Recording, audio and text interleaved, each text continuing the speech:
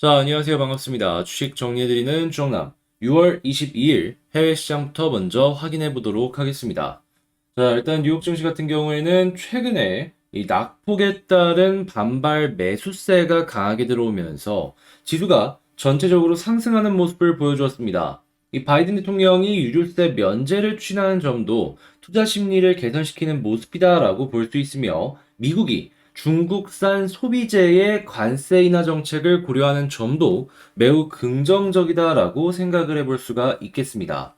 다만 이번 반등이 단순한 기술적 반등이라는 의견도 존재를 하고 있는데 이는 여전히 하락에 대한 가능성이 존재하고 있다라는 것이기 때문에 이러한 의견도 있다라는 것은 감안하시면서 시장을 바라보시면 좋겠네요.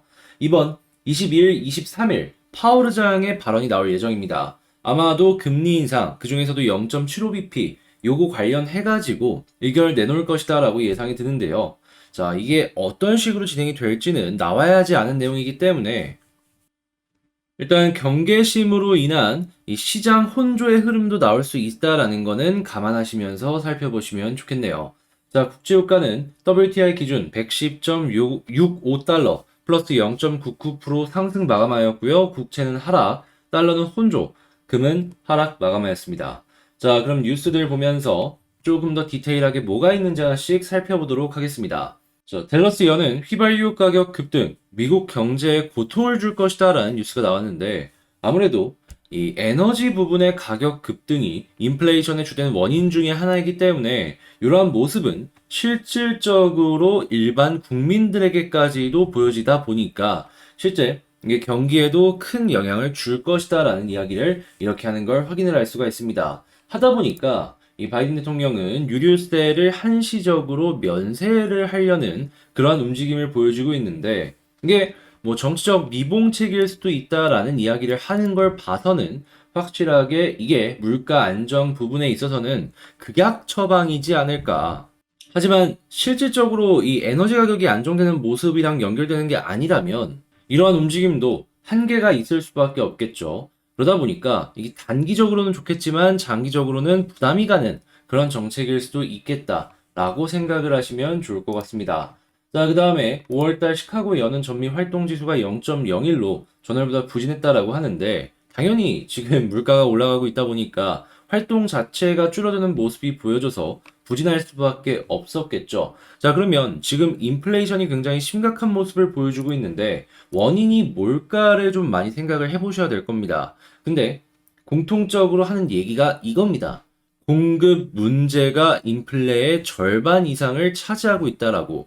그러니까 뭐 중국산도 중국산이고 에너지도 그렇고 이 곡물도 그렇고 공급 문제가 조금씩 보여지다 보니까 인플레이션에 큰 영향을 주고 있다라는 것인데 일단 만약에 많은 양을 생산하는 국가들이 하나씩 하나씩 생기게 되어서 공급 문제를 해결하려는 모습이 보여지게 된다면 운임이 굉장히 많이 왔다 갔다 진행이 될 수 있겠죠. 해운 쪽 같은 경우에는 아직 끝나지 않은 것 같다라고 체크를 해볼 수가 있겠습니다.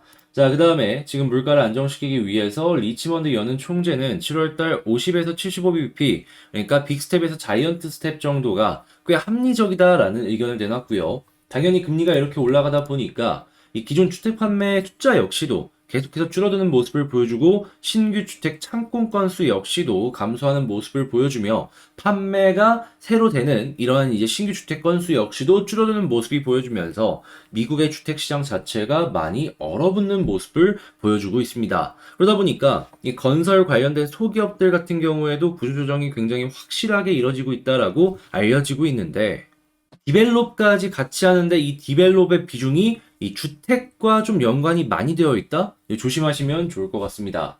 자, 그 다음에 블랙록 연준은 경기 둔화 수준까지 금리 인상에 일단 단호하다라고 합니다. 그러니까 둔화가 되더라도 물가 안정되는 것까지는 무조건 보고 다음 스텝을 움직이겠다라는 의지다라고 보시면 될 것 같아요. 금리 인상을 하는 거기 때문에 일단 침체가 되더라도 이건 멈추지 않을 것이다라는 그러한 시선이다라고 보시면 될 것 같습니다. 자, 그러다 보니까 미국, 유럽 경기 침체 가능성이 현재 매우 큰 상황이다라고 보여지고 있고요. 이는 아시아 역시 피해가기 힘들 것이다. 자, 그리고 미국 국채가는 아무래도 금리 인상에 대한 기대감이 계속해서 또 올라가다 보니까 국채가가 또 하락하는 모습을 보여주고 있습니다. 자, 근데 지금 뭐 얘기 나오는 걸 보면은 3.5까지는 내년에 꾸준하게 어떻게든 갈 것이고 그 이상도 갈 수 있다는 얘기가 계속 나오고 있잖아요. 현 부근보다 국채가는 더 빠질 수 있다는 건 감안을 하시면서 살펴봐야 될 것 같네요. 자, 그 다음에 대한민국 우주독립 누리호 위성 안착까지 현재 성공을 했다라고 하죠. 물론 많은 부품을 수입해서 오지만 국내 부품이 상당히 많이 들어간 상태에서 갔다라는 거고, 이게 성공했다는 건 일단 우리나라 역시도 이 미래에 다가올 우주 산업에 매우 긍정적인 포지션으로 진행을 할 수가 있다라는 것이니까 요거 괜찮다라고 생각을 하시면서 보시면 좋을 것 같고, 이 관련주들 중에 특히나 이제 해외 쪽에 의존도가 높았던 기업들 요거를 이 국내로 가지고 와서 단가 하락으로 연결할 수 있어서 이건 영업이익 상승으로도 연결이 되잖아요. 이런 쪽 한 번씩 생각을 해보시면 좋을 것 같습니다. 자, 이렇게 시장 정리 한번 싹 해봤는데 방금 말씀드린 내용들 같은 경우에는 장 시작 전에 이렇게 텔레그램 방을 통해서 안내를 도와드리니까 이 텔레그램 방 들어오시고 싶으신 분들은 들어오시면 되는데 지금 영상 소개란에 링크 있거든요. 그 링크를 통해서 들어오시면 되겠습니다. 자, 그러면 개별 종목 보도록 할게요. 자, 제가 이번에 가지고 온 종목은 대한전선을 가지고 왔습니다. 오늘 시장이 조금 좋은 시작을 보여줬다 보니까 야, 이거 오늘 가나 싶었는데 결론적으로 놓고 본다면 이 시장이 중간에 무너지는 모습을 보여주면서 큰 하락이 보여졌죠. 그래가지고 많은 분들께서 지금 생각을 하실 겁니다. 아, 이거 어떻게 해야 될까? 근데 큰 흐름으로 놓고 본다면, 뭐 재료들만 놓고 본다면 뭐 꺾인 게 없어요. 그냥 이렇게 지나갈 수 있는 한 가지의 이슈가 나왔다. 이렇게만 보시면 될 것 같은데 지금 봐야 되는 것들이 어떤 게 있는지 하나씩 살펴보도록 하겠습니다. 일단 가장 먼저 원전 관련된 부분. 이게 매출의 절대적인 부분을 차지할 건 아니지만 최근에 나온 이슈 부분에 있어서 중요한 역할을 하고 있기 때문에 일단 이쪽 섹터, 이 테마를 조금만 보자면 지금 미국 같은 경우에서요. 원전 관련된 부품을 하나씩 수입해오는 모습을 보여주고 있습니다. 이 원전용 변압기 수주의 현대 일렉트릭 같은 경우에 상승했다라는 모습도 보여주고 있는데, 자, 생각을 해보세요. 최근에 이런 뉴스가 있었습니까? 근데 없다가 생기기 시작한 거잖아요. 그러면 이걸 보면서 우리가 생각할 수 있는 건, 아, 원전이 말로만 끝나는 게 아니라 실질적으로 이게 매출로 연결이 되고 있구나라는 걸 생각을 하면서 보기가 괜찮은 겁니다. 자, 이러한 부분들은 당연히 에너지 가격 상승으로 인해서 생긴 문제이기 때문에 대체제를 찾는 이 미국뿐만 아니라 전 세계적인 흐름으로 연결이 될 수가 있는 것이고요. 자, 그리고 이 구리의 가격이 계속 올라갈 수 있는 시그널들이 꾸준하게 나오고 있습니다. 중국 같은 경우에는 긴축이 아니죠. 여기는 완화죠. 일본도 마찬가지입니다. 자, 그리고 이러한 흐름들에다가 지금 미국 같은 경우에 인플레이션의 가장 큰 요인이 뭐냐라고 물어본다면 절반 이상은 공급 부족이라고 얘기가 나오고 있습니다. 그러면 중국 쪽에서 공장을 더욱더 찍어낼 수 있겠네? 자, 그러면 여기에 원자재 중에 하나 뭐 들어갑니까? 불이 들어갑니다. 불이 가격 오르면 원가율이 올라가기 때문에 영업이익률이 높은 수준을 유지할 수 있겠죠. 그렇기 때문에 지금 뭐 닥터코프 경고등 켜졌냐라고 하면서 불이 가격이 빠진다라고 하더라도 높은 수준을 유지하고 있기 때문에 그렇게까지 걱정할 필요는 없다라는 거예요. 그리고 이런 원자재들은 아시잖아요. 올라갈 때는 후다닥 올라가고 떨어질 때는 천천히 올라갑니다. 천천히 떨어집니다. 그 다 빠지기 전에 우리 가격 다시 반등하면은 큰 걱정 없이 볼 수가 있다라는 거예요. 자, 그리고 지금 중국 같은 경우에는 특별채권 얘기가 이제 솔솔 나오기 시작을 할 텐데 중국 역시 인프라 투자 진행할 거거든요. 자, 그리고 미국 같은 경우에는 현금 확보해놨죠. 그거 내년에 인프라 투자 진행할 겁니다. 자, 그러면